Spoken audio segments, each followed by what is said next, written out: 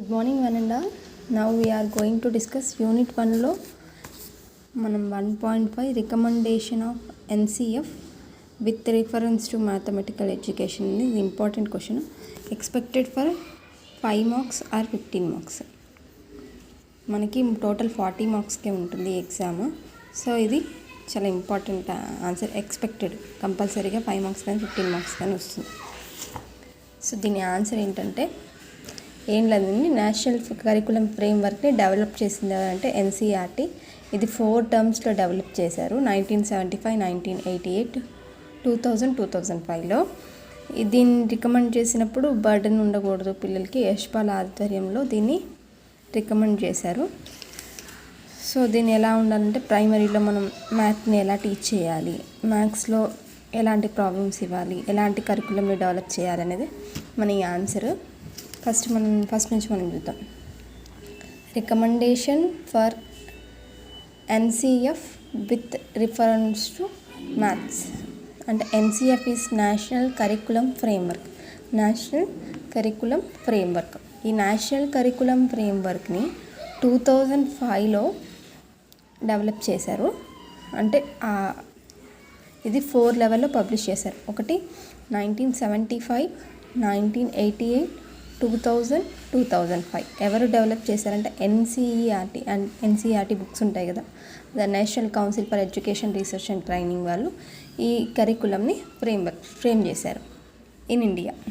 ఈ డాక్యుమెంట్ ఈ curriculum framework ఏం ప్రొవైడ్ చేస్తుంటే సిలబస్ ఎలా ఉండాలి, టెక్స్ట్ బుక్స్ ఎలా ఉండాలి, టీచింగ్ ఎలా ఉండి, ప్రాక్టీస్ ఎలా చేయాలి విత్ ఇన్ ద స్కూల్. మన స్కూల్ సిలబస్ని పిల్లలకి అర్థమయ్యే విధంగా ఎలా ఉండాలి, టెక్స్ట్ బుక్ ఏ ప్యాటర్న్లో ఉండాలి, ఫస్ట్ ఏమి ఇవ్వాలి, సెకండ్ ఏమి ఇవన్నీ డెవలప్ చేసేది ఎవరంటే ఎన్సీఈఆర్టీ వాళ్ళు.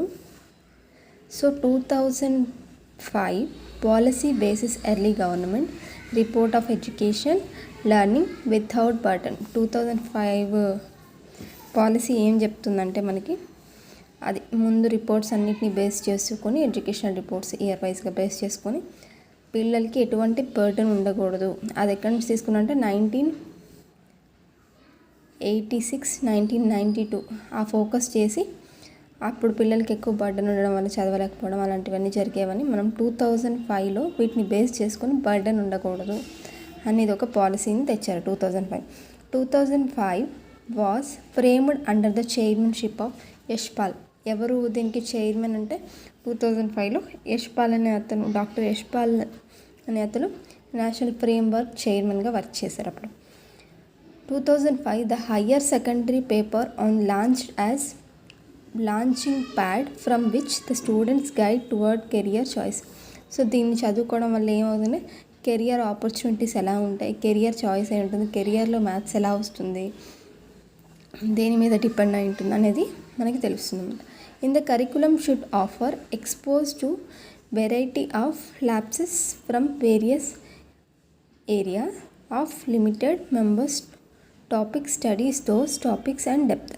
సో ఇదేం చెప్తుందంటే కొన్ని టాపిక్స్ ఉన్నా కూడా అన్ని ఏరియాని టచ్ చేస్తుంది. టచ్ చేసే ప్రతి టాపిక్లో కూడా మనం డెప్త్కి రీచ్ అవుతాం.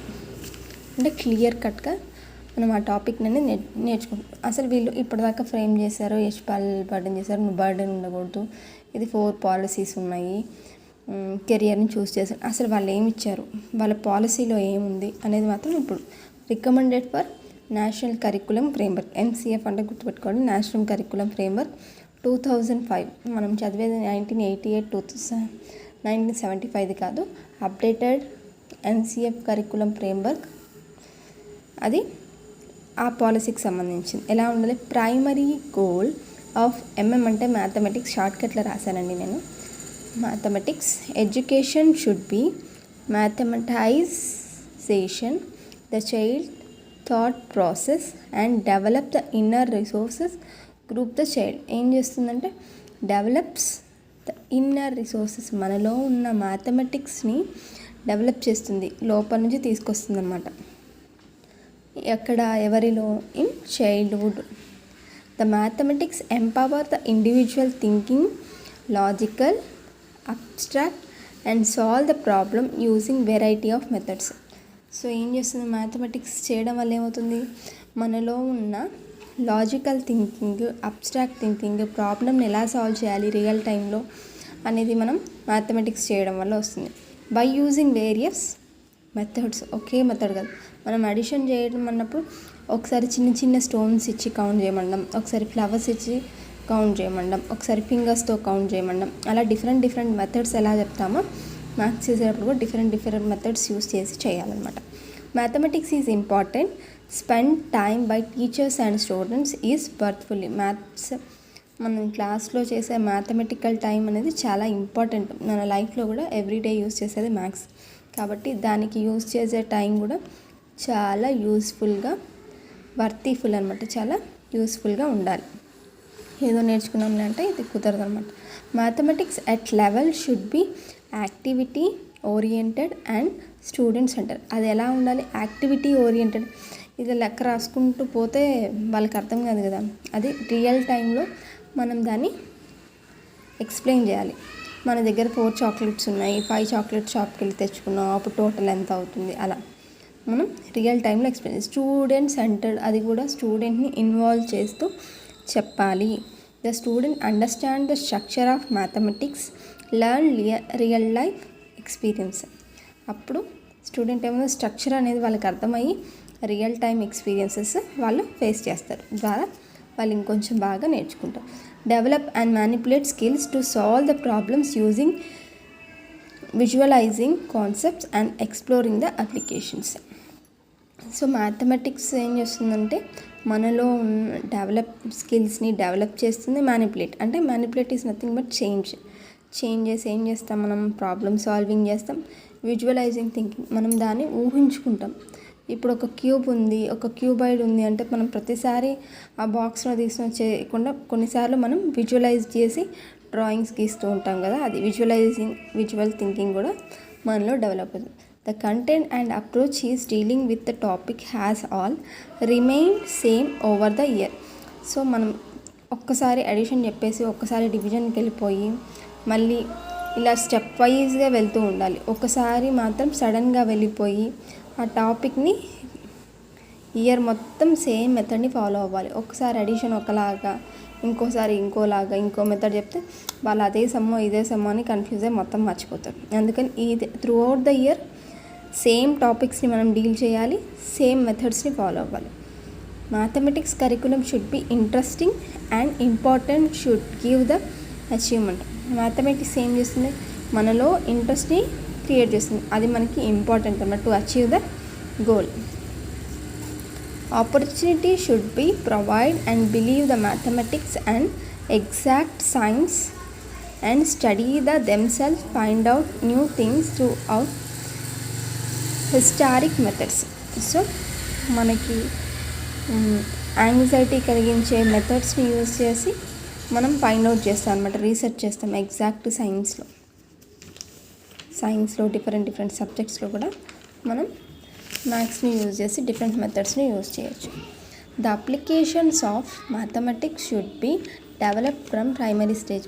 ఒక్కసారి హయ్యర్ స్టేజ్లోకి వెళ్ళి వాళ్ళు మ్యాథ్స్ నేర్చుకోవాలంటే పాసిబుల్ కాదు. బేసిక్స్ నుంచి అడిషన్, సబ్ట్రాక్షన్, నెంబర్ రాకుండా ఏమి నేర్చుకోలేం కదా. అందుకని బేసిక్స్ నుంచి మనం ప్రైమరీ స్టేజ్ నుంచి మనం వాళ్ళకి నేర్పించాలి.